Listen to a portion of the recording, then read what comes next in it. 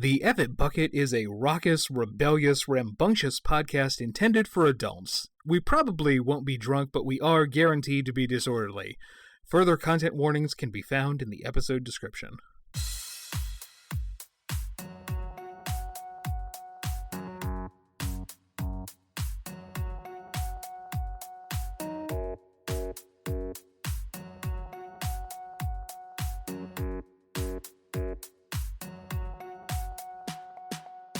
Welcome to the Effort Bucket, a podcast exploring the realms of cybersecurity and our daily human interactions with digital innovations. I'm Alex Gallegos, a systems administrator. Ashley Keski, cybersecurity specialist. And Paul Ruppolo, cybersecurity consultant, and now faculty. Ooh, congratulations. And today is a first for the podcast. We've got our very first guest, friend of the podcast, extremely good friend of our co-host, Ashley, Camille Keski, who is joining us. Welcome. Thanks, everyone. Good to be here. And so we wanted to talk today about kind of a lighter topic. I'm just back from being on vacation. I had a lovely time. Thank you for asking. And I wanted a nice, light, easy topic today. And we got a little heavy on the previous episode. And so we thought today we could probably talk about scam emails, scam texts, especially scam phone calls. And I don't know about you, listener. I don't know necessarily about anybody else on the call, but I started a few years ago having fun with some of the scam messages that I receive on, I'm going to say, a more regular basis than I would have expected to receive some of these messages. And I realized that I am probably not the only person that goes out of their way to waste a little bit of their time. And I thought, that's a nice light topic that we can discuss. So I don't know, has anybody else on the call taken the time to mess with any of the plethora of scam calls that they've received over the years, or do you just delete them, ignore them, and move on? Am I the only person who's deranged enough to continue to engage with some of this content? Well, I'll say it's absolutely my guilty pleasure. To the point where I look forward and I get upset when they hang up on me too soon. Oh, that's excellent. Like, it really ruins my day. Right?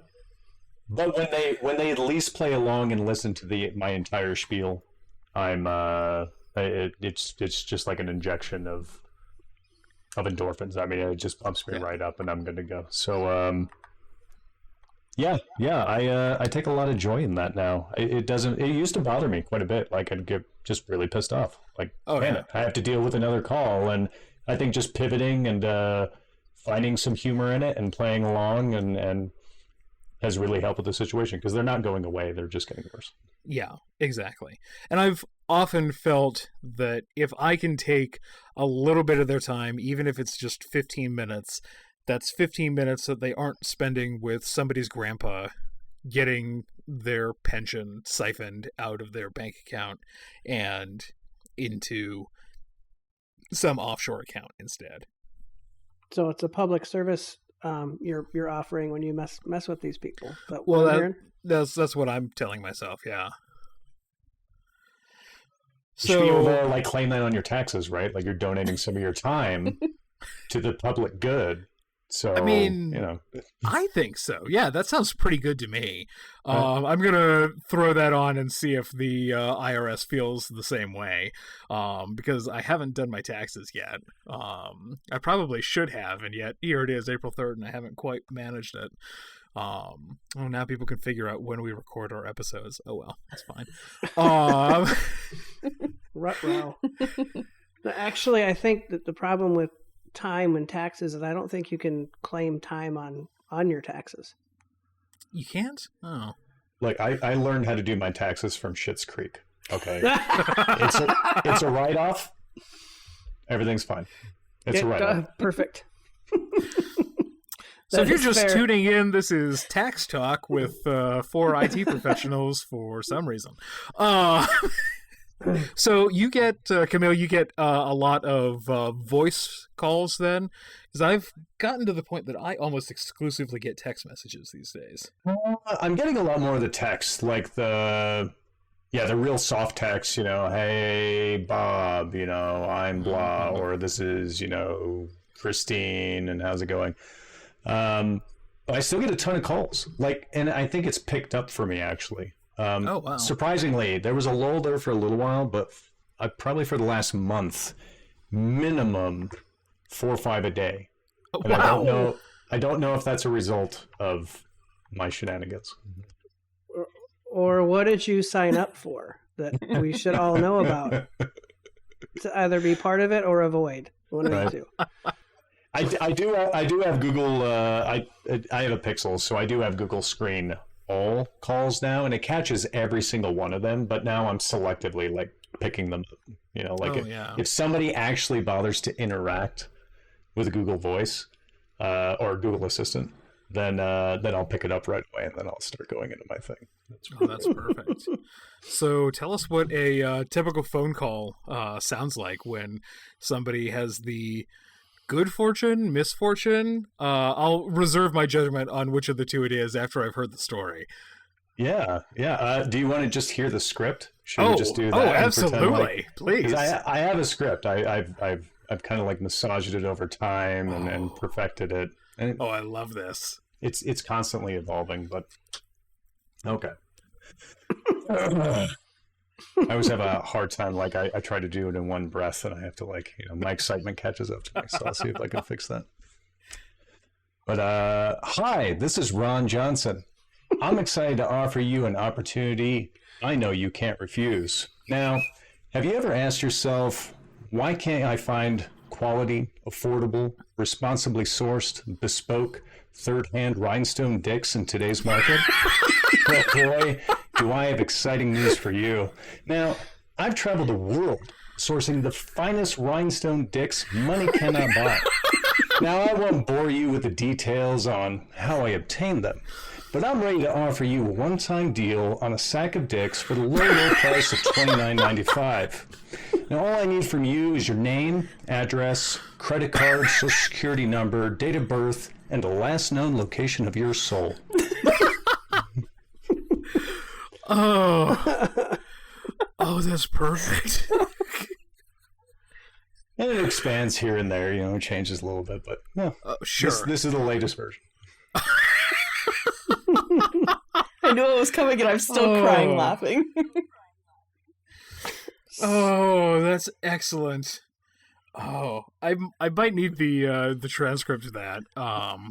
'Cause I could absolutely employ that from time to time.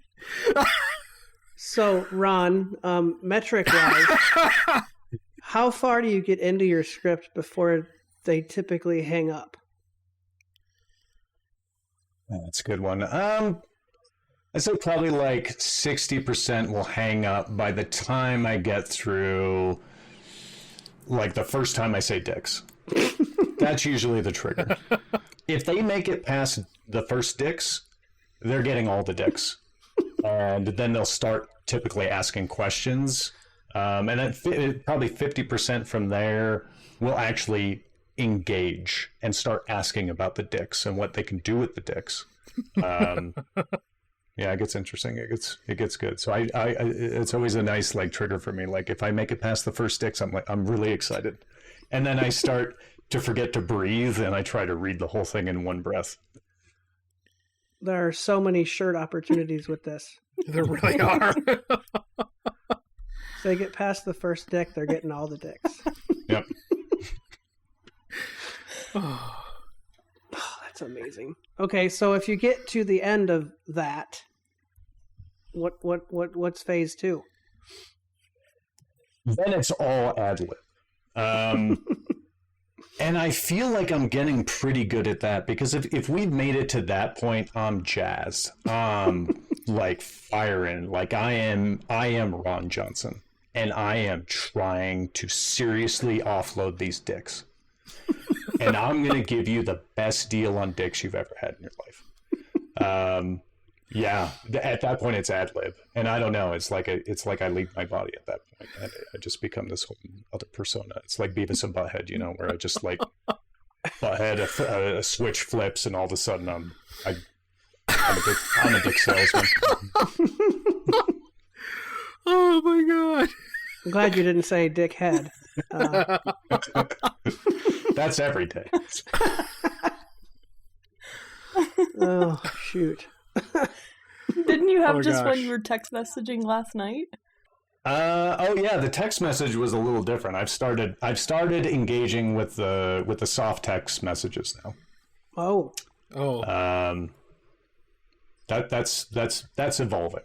That's very early in the process. Before you dive into that, it might be. I wonder if it would be fun to dive in and text the political messages we're getting, just to say. Absolutely. Oh yeah, could be fun. Yeah. Oh,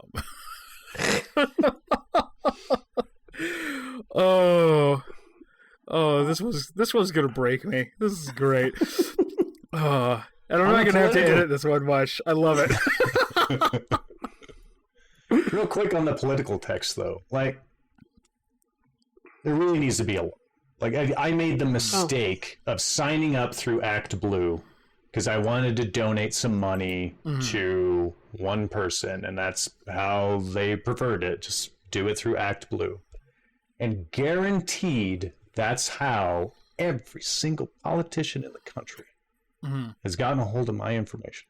Yeah. And I can't unsubscribe. I unsubscribed to Act Blue. I said, hey, stop. Here you go. Right? They're well known. Like they run like the DNC, you know, fundraising apparatus. And no, that's it. They're not sending me anything. But they've already published that list to a billion of their sub, you know, whatever sub organization. So it's over. It's game over for me.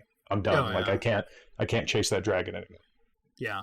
There should be a law that if I unsubscribe there at that primary list, especially with like the DNC, then they should have to ensure that they're pushing that unsubscribe out to anyone they have given my information to related to campaigning activity. It's ridiculous. I absolutely agree. But that's logical, and and the government don't necessarily go hand in hand. Absolutely. Oh, and if you think Act Blue acts irresponsibly in that regard, I made in a fever dream moment, I saw a survey pop up on a website from the other guys. It was like, ooh, let us know if you think Donnie is doing a good job. And I was like, you know what? Donnie's not doing a good job, and I'm going to let you know that. That wasn't a good idea, because I don't think anybody was really looking at whether I selected 1 through 5 on my rating of the president's performance in late 2019. But what they did do was take all of my information, and oh my gosh, I can't stop getting the most unhinged emails I've ever received. Like, I'm guessing, I don't know, but I'm guessing at least the emails that you're getting from that side only have like maybe 2 font colors and sizes, but like the more you scroll down on the red team emails, the bigger the font gets, and it's like, oh no, we are well into Crazy Town now. It's, oh man.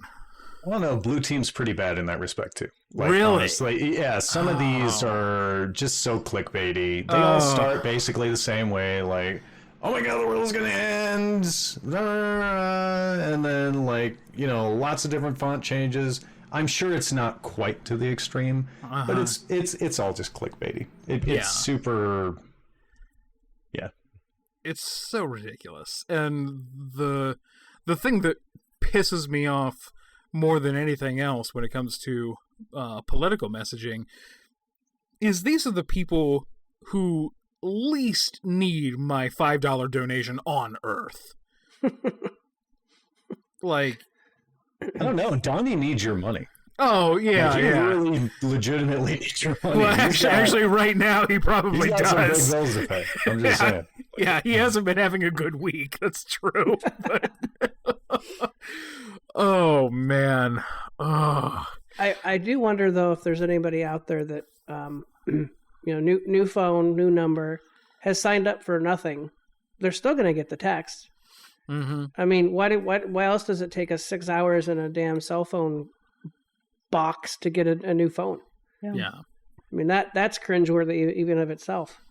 Mm-hmm. Yeah. I did that with my family right after the holidays, and the guy took my wife and daughter's phone and said, well, okay, it's going to take about 45 minutes to do the transfer and stuff. You guys are welcome to leave. And I was like, yeah, that's not happening. I don't even want those phones to leave my site because I just met you today and I have zero trust in you right now. Yeah, for sure. I have a separate phone just for work, and that was a whole brand new number, but I still get all those spam phone calls and text messages. Yeah, it just never ends. It just never ends. So when we have our own island, we'll just have landlines that aren't listed, and we won't spam each other. That sounds good. Yeah. Yeah. We might eat spam, though, because we can't afford anything after buying an island. And, yeah. No, those I don't think those are going for cheap these days. It's kind of one of the rules of islands, as far as I've heard. We can talk to Mr. Depp about that and see how that's gone for him. Yeah. Wait, does Johnny Depp own a private island, or is that just a Pirates of the Caribbean joke? Like, a little bit of both. I think he owns an island. wow. I'm sure he does. Yeah. Okay. I think you're right. All right. Great. If you're an A-list celebrity and you don't own at least some island, whether it's inhabitable or not, Fair. are you really an A-list celebrity? That's true. Yeah. You're really fading into obscurity otherwise. Yeah. Gotta watch out. Oh, man. I have been making it a point to mess with some of the text scammers for a long time. I've enjoyed it immensely because I discovered very quickly that the ones that send you a message with a false premise or a supposed case of mistaken identity, they very quickly have no idea what to do if you just play along immediately with the false pretense that they establish. And you're like, oh yeah, great, yep. You've reached exactly the person that you expected to reach, and they don't know what to do with that. And that's become my new favorite shtick. Do you have an example? I do. Of what you've done with said perpetrator? I do. Shall I read this out? Or, even better, I wonder if I can copy and paste this whole thing.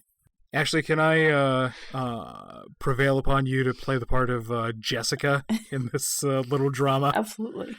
So this is an exchange I received from somebody who purported to be Jessica. I've asked Ashley to read out Jessica's part for us. So Ashley, I just sent you a copy of all these messages. So this started out, the very first thing I received was a picture of a woman holding a white fluffy dog and just sent this photo with no other information. And then a couple of minutes later, a couple hours later, I got a message from Jessica. What are you doing now? Did you get my message? You haven't responded. Is everything okay with you? Hello. Jessica here. My aunt left my dog at your kennel, and I need to pick him up by tomorrow since I just got back from a business trip. Hello, Jessica. I can look that up for you. May I have your aunt's name and the dog's name, please? Oh my, I've just checked my phone right now and found out that I saved the wrong area code. I truly apologize for my oversight. Hope it didn't bother you so much. No, you're fine. You have the correct area code, I assure you. This is Ron from the Kennel Club, and I'd be happy to help you get your dog back. I'm sorry for the slow response. We had some trouble with some of the residents today. A truck carrying 100 live chickens on their way to the Tyson plant overturned on the street just outside the kennel. One thing led to another, and, well, let's just say there was a bit of a kerfluffle. Thank you for being kind to my situation. I just realized I had put the Colorado area code. Are you from there? Yes, the Kennel Club has been a proud Colorado business since 1993. We'll celebrate our 30th anniversary this year. Well, if the media don't get wind of this situation anyway. So what can we do about getting you and your auntie's pup reunited? Wow, you come from a beautiful city. Colorado is a great place to living. According to what my friend told me about all this wonderful and amazing tourist attractions there. No problem, I will contact my aunt because Mary is my aunt's friend.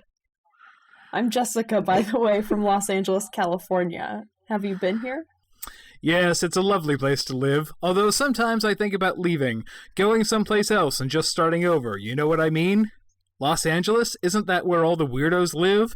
Every time I hear about something crazy happening, it seems like it's LA, that or Florida. Of course, crazy things can happen anywhere, I guess. I'm gonna shoot you straight, Jessica. This thing with the chickens today, it was a real bloodbath. I think it was the screaming that was the worst part.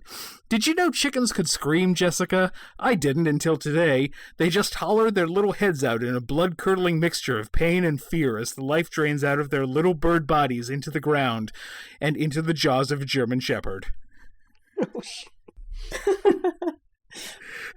That's pretty good. Yes, Yes, I understand what you mean. If I have free time, I will visit there for a vacation.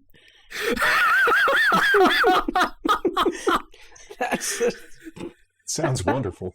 Yeah. Screaming bloody chickens everywhere. Oh, if you get a chance to come Take here, the let me know. hint, Yeah. Jessica. I'll treat you to tea or coffee or thank you for your kind response and also interrupting your day. Yeah. So yeah, like you, it's one of the things that keeps me going. I feel like in a way that's similar to an episode of Big Bang where I think Sheldon goes off on something and then Penny just goes, "That's what you got out of that?" Yeah. Where Alex just goes off on this bloody rampage with chickens and the AI that was responding was, "Sure, I'd come visit." You missed the whole point. I got one. This was really short. I stopped responding because I thought there was at least a chance that maybe I was talking to an actual human being, and I thought, maybe not. So I don't know. Give me your interpretations. This person said, "I'm Isabella. Are you Shirley from Western Cowboy Travel?" And I said, "Hi, Isabella. Yes, this is Western Cowboy Travel, where we're excited to make your Wild West dreams come true. What dates are you interested in for your rootin' tootin' cowboy getaway?" Isabella just said, "I am interested." I said, "Fantastic. I'm so glad to hear that. Which package are you interested in? We have weekend adventures as well as 5-day packages. Dates are being booked quickly, so it's best to make your reservations now to avoid any possible delays. Will you be providing your own horse, or will you need to rent one when you arrive at the ranch?" And Isabella just said, "How much is it to rent a horse?"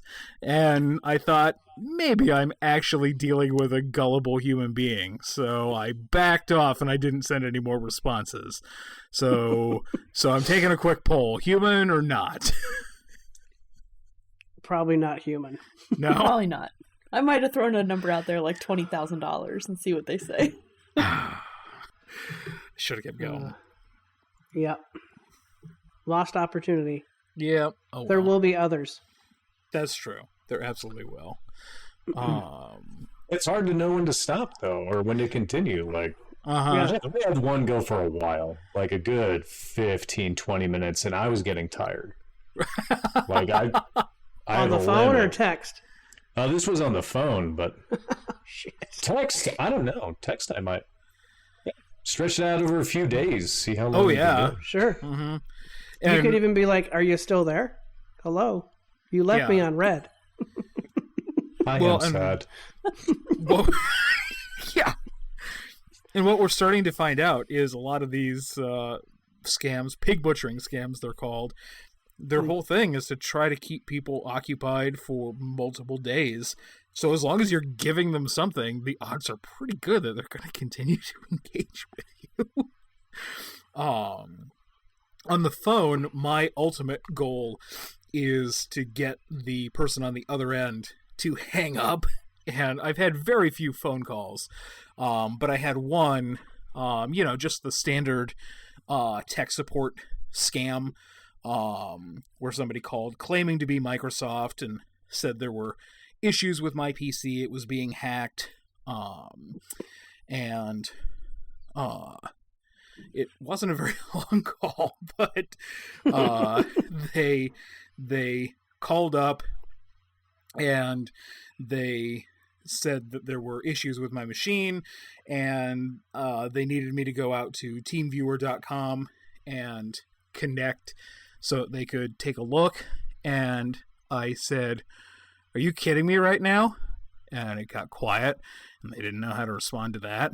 And I said, "How do you expect me to open up a web browser and navigate to any website? I told you when I filed the ticket that I can't get into Windows. I'm in an infinite blue screen loop." And they said, "What?" I said, "You told me you were Microsoft support. Are you calling me back finally after 2 days for incident number 18924, or aren't you?" And there was an awkward silence for just a couple of seconds, and then they hung up. So they weren't prepared to help me fix Windows, which was a real shame because I just didn't know what to do, you know? That's funny. Isn't there someone relatively YouTube famous for messing with scammers? Jim Browning.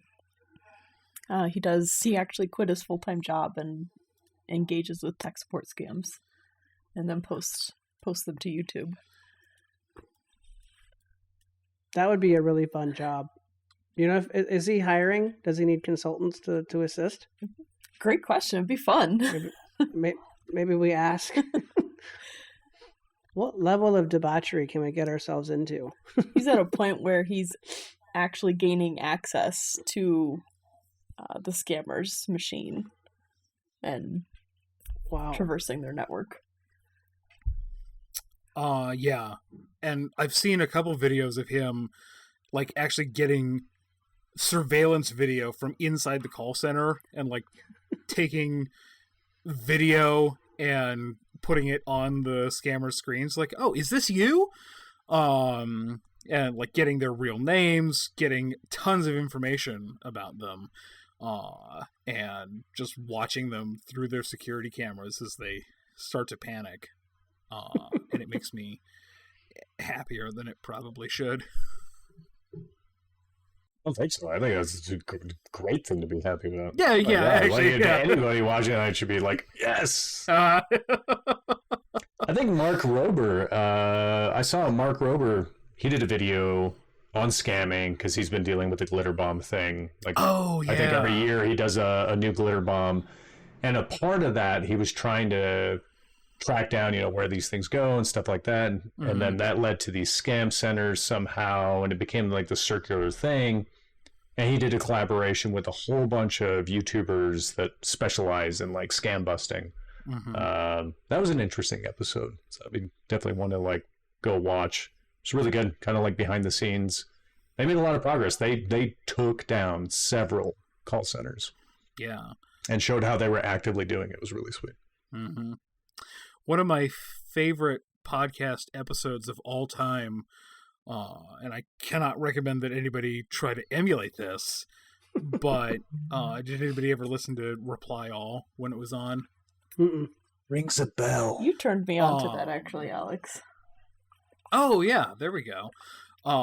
Reply All did a 2-part episode where they started getting calls from a scam call center in India. And so they did basically some of the same tactics.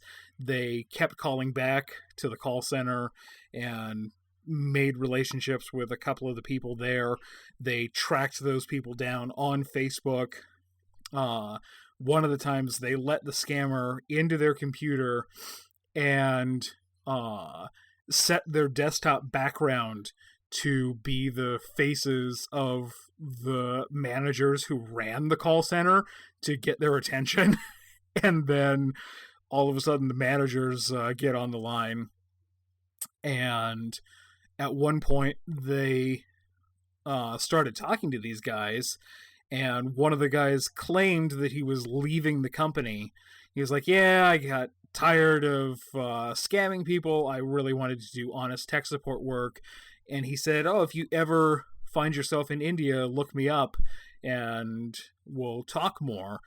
And so they jumped on a plane and they flew to India to try to have an interview with this guy and see if they could find the call center, which not only is a bad idea because it's like, nobody knows where you're going. Nobody knows who you're going to talk to, but also the person that said, I'm getting out of business and I'm not going to be part of the call center anymore, not only turned out to be still involved in the business, but basically turned out to be the right-hand man. So the analogy they made in the episode was, it's like you have a mob informant that says, oh, I'll tell you everything about the mafia if you just come meet me in this restaurant, and then you show up in the restaurant and the Godfather is sitting at the table there, which is basically what ended up happening. With a horse head. Yeah.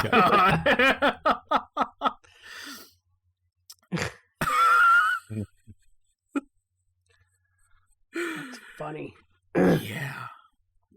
Because they'll pay off the local police. Like they'll have everybody. Forget about it. Like they want to forget about it. They want to hide you. They want to dispose of you. Not a problem. Yeah, for sure. Crazy dangerous. Yeah. And if we're talking about things being dangerous, I guess we should probably at least mention the fact that there's quite a few people that there's been a real shift, is the way I should say it, because especially before the pandemic, before 2020, there was a really good chance that whoever you talked to on the other end of the line when somebody was trying to run a scam was running that scam because they were directly involved in the profitability of making money off you if they were successful. And it seems like there's been quite a big change, that there's now a lot of slave labor involved, human trafficking and slave labor. There was a story very recently on Last Week Tonight that was eye-opening. There was an episode of On Point on NPR that aired just this morning that went over a lot of the same information. Links to that will be in the show notes. Links to the Last Week Tonight episode will be in the show notes as well, because I believe that's on YouTube. And really interesting information, but it was surprising to me the number of people that you might be talking to on the other end of the phone, whether it's through phone or through text message, that are basically being held captive. Their passport has been taken away. In some cases, they've been beaten. They don't have access to their family. There's one that's talked about in this NPR story, just one person that responded to what they thought was a legitimate job advertisement for a translation from Chinese to English to help somebody expand into a new market, and basically got human trafficked, shuffled over the border into Myanmar, and held captive against his will for over 6 months before basically private military came in and were able to, fortunately, get him out. He is still on the run and living under a false name because the people that are running this scam, it's a $75 billion industry. They have pretty much global reach. It's legitimately frightening that is happening. And so, just a reminder, I guess, to anybody that decides to waste a little bit of these people's time and maybe have a little fun, I think that's all well and good. I'm certainly going to continue to do that myself, but I am going to remember that there is another human being on the other end of the phone. Don't send those people lewd images. Don't just attack them. Don't tell them they're shitty people, because there's a very real chance that the person on the other end of the conversation is a victim of a criminal organization just as much as the recipient of the text message could be. I'd be curious to know what the percentage is. I would too. I really would. Because, we still see like a lot of the scam call centers, especially out of India, where there's people that they'll go on record if asked or confronted directly. And there's people that have had very candid conversations with some of the callers. It's like, America, you all have a lot of money and it's fine. And we don't really have any moral qualms about taking it from you.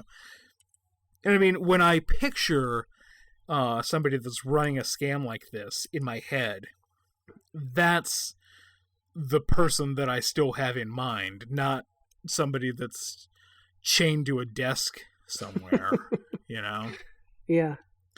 But I guess the takeaway for me is every time I think I understand the bounds of the capacity for human cruelty to each other, it turns out I'm wrong, and it can get worse than I thought it could. So I'm going to lighten things up here. Please. While we work on a transition, my contribution to the messing with scammers is not even that. It's responses to pickup lines. And I have 5. And I'm okay. My last one is my favorite one of all time. So, first one, are you a magician? Because every time I look at you, everyone else disappears. The comeback. Oh. Abracadabra. Now I'm gone. Next. Did it hurt when you fell from heaven? Not as much as it hurt when I hit the ground and realized I had to hear that pickup line again. Do you believe in love at first sight, or should I walk by again? Oh. No. You can walk by as many times as you want, but my answer will always be no. If I were a cat, I'd spend all 9 lives with you. If you were a cat, I'd spend all 9 lives avoiding you. Perfect. And my all-time favorite, how do you like your eggs in the morning? Unfertilized. I'm on team. Yes, that is the best of the bunch. Yeah, that's pretty good. I don't know. The first one was kind of sweet, but then the rest of them, oh boy, it's like college guy's first time away from home. He's like, it's really gonna work. So it's like, oh, buddy. I really need to send you the Instagram account that it's a husband and wife. Some pretty great jokes. That's effing fantastic. No, you're way underselling that. Like, this is the best Instagram account ever created. Nothing will top this. It is really ridiculous how well she delivers these lines. Like, expert level amazing. Yeah. Who are they? So we can we'll throw them in the show notes. I need to find them.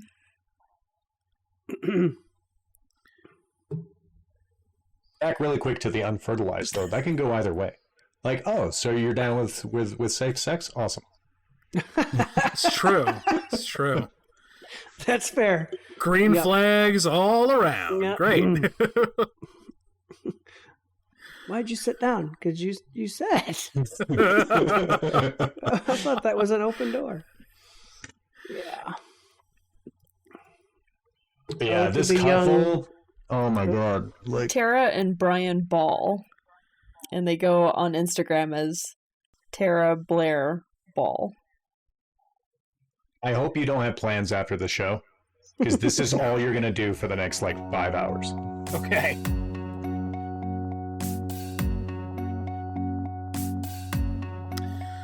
Well, we always like to end our episodes by going around and seeing if anybody has seen anything good lately, read anything good lately, watched anything good lately. Camille, you're our guest. We'll start with you. Have you seen anything good lately? Yeah, you know what? I'll kind of roll it back to the topic of the episode. So the new True Detective, really, really good. And well, I really enjoyed it. I know there's mixed reviews out there. But they did touch on pig butchering in there cool. with one of the local PDs, so it is topical, and I just think it was a really good watch. This is the one with Jodie Foster? Yep. Okay. Yep. Paul?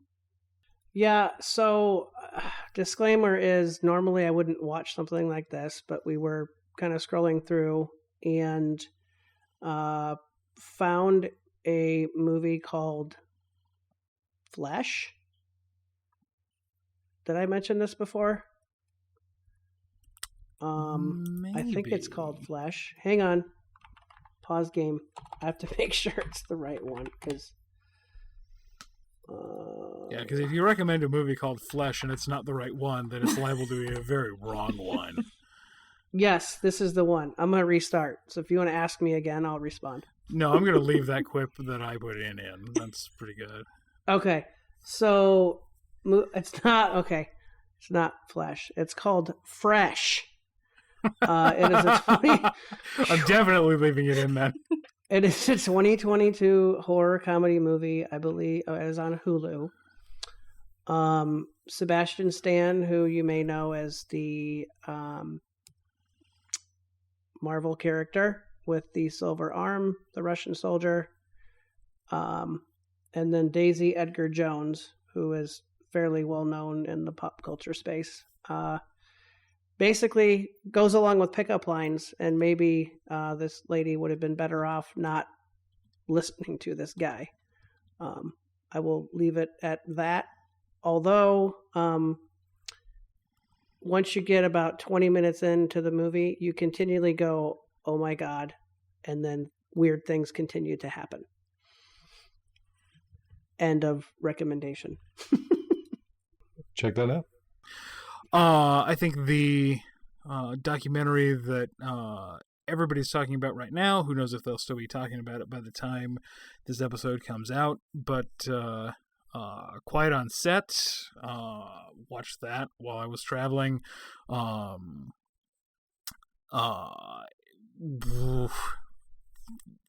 Another bummer, but really surprising ways in which, and it shouldn't have been surprising, but just the sheer number of ways that Hollywood exploits some of these child actors is just mind-boggling.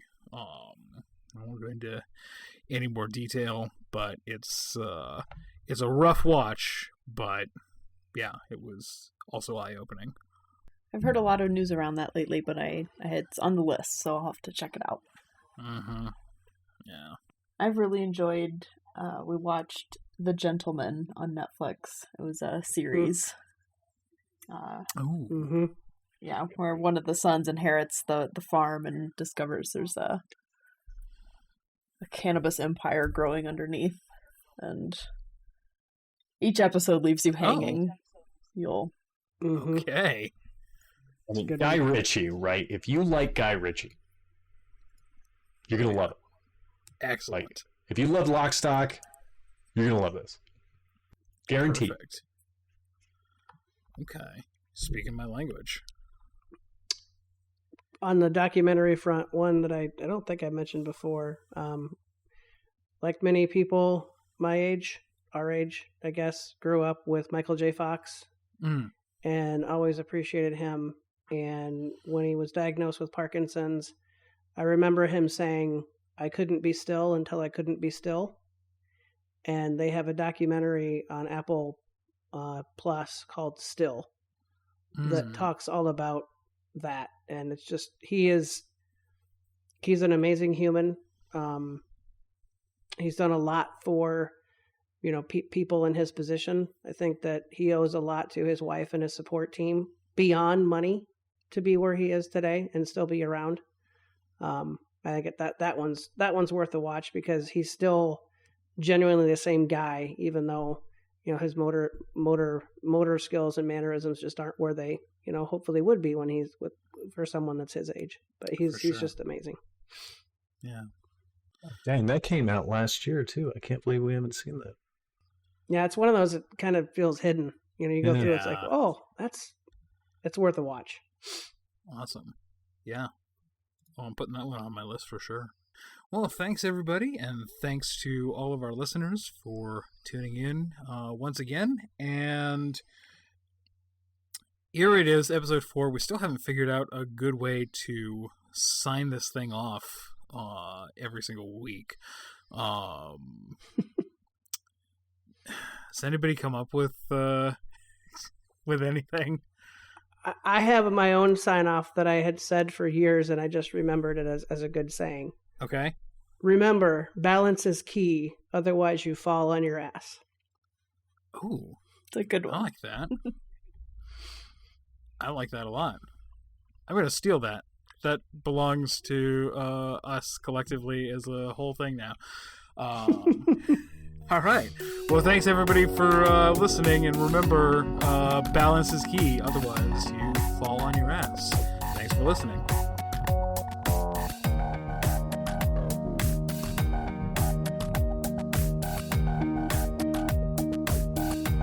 The Effort Bucket is hosted by Ashley Keski, Paul Ruffalo, and me, Alex Gallegos. We're edited and mixed by Alex Gallegos. Our theme song is Limit 70 by Kevin MacLeod. Our special guest this week is Camille Keski. Thanks so much for being with us. And thanks to everybody who's left a review and a rating so far. And if you haven't, hey, please take a minute to do that now. Like, now, right now. Unless you're, like, driving or something, and then I guess you can wait until you park. But otherwise, if you haven't, please do so, because it'll only take like a second for you, but really it'll help a lot of new people find the show, and that means we can keep making it, and you can keep listening to it, and hey, that means that we all win, right? And that's what we all want. So if you want to engage with us, you can find us on social media. We're on X at The Effort Bucket, that's EFF. Our subreddit is r/The Effort Bucket. You can email us directly at theeffortbucket@gmail.com. Our next episode comes out on April 25th, and we hope you'll be there with us. But until then, these 4 enthusiastic amateurs with a microphone and a dream are signing off.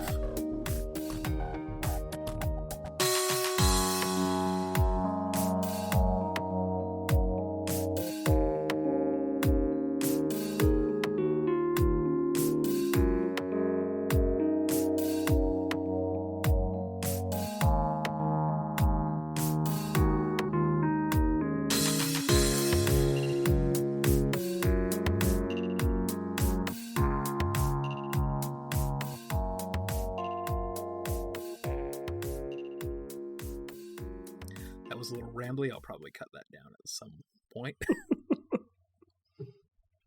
You were good. And insert first awkward pause. Yeah.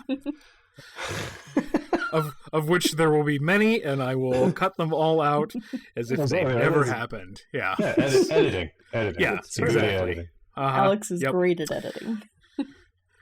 Yeah. Yes. Yeah, all you have to do is be prepared to lose about 25% of the runtime of the episode, and turns out it's pretty easy.